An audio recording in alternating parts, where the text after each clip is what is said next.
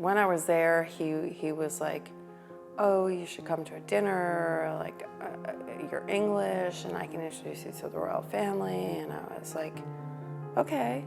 But then after he assaulted me, didn't want anything to do with it. I do assume it was Prince Andrew. He was like, you look like Princess Di, and later I learned that Prince Andrew had a thing for Princess Di, so I kind of put it together. Called my boyfriend at the time, and I was like sobbing and hysterical. For Anne Fischer, the trauma of what happened to her when she met Jeffrey Epstein almost a quarter of a century ago is undimmed. The guy assaulted me. This is her first on-the-record interview. I was terrified that I wouldn't be able to get out. There was a staircase, and then there was like a main parlor room.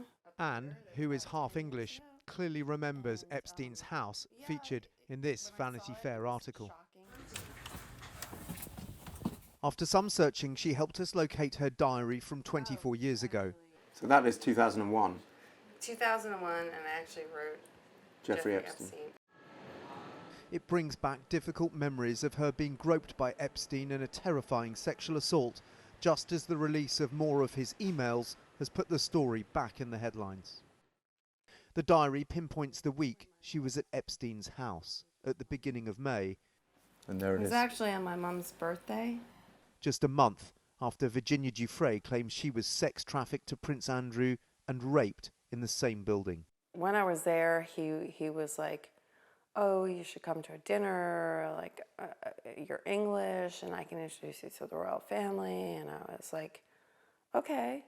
But then after he assaulted me, didn't want anything to do with it. But someone from his office kept calling my work and my cell number and trying to get me to go to a dinner. And I do assume it was Prince Andrew. He was like, you look like Princess Di, and later I learned that Prince Andrew had a thing for Princess Di, so I kind of put it together. Anne's diary places her here at Jeffrey Epstein's mansion on the Upper East Side of Manhattan in early May 2001. But what's more, her number is in Jeffrey Epstein's address book, proving he knew her. Her number is listed in Epstein's phone book along with other survivors. Anne also wrote Epstein's address in her diary, along with a phone number used by one of Epstein's so-called recruiters, a woman who found girls for Epstein to abuse. Official records show Andrew was back in New York that October. Given his close friendship with Epstein, it's possible the disgraced financier was trying to line up Anne to meet the then prince. He thought Andrew would like you? Yeah. You're English, and I want you to meet someone in the royal family. And it went on probably for 2 weeks. Like, they kept trying to invite me to dinners and invite me to things. And at that point, I wasn't really returning their calls. And they had turned from my cell phone and my home phone to my work phone. Despite Epstein's persistence, Anne never met Andrew, who's denied all wrongdoing. Also, a picture of me. The closest she came was meeting his ex-wife, Sarah Ferguson, backstage at a concert at around the same time.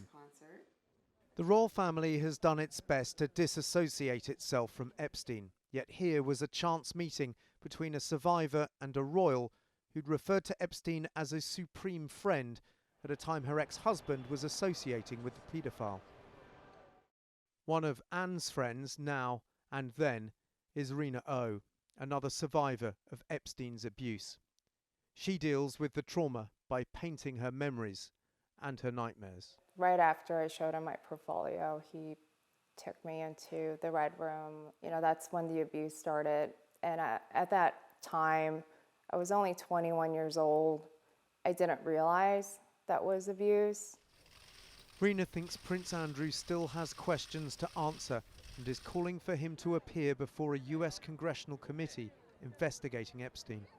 He should testify, especially if he's so adamant about being innocent. I would like to hear what he has to say. He was, you know, around Jeffrey Epstein, that's a fact. The royal family is tainted by this Jeffrey Epstein scandal. What effect has Jeffrey Epstein had on your life?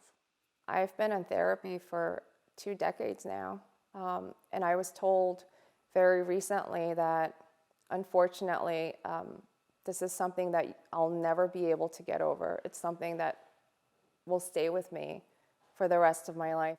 Give me a hug. Aww.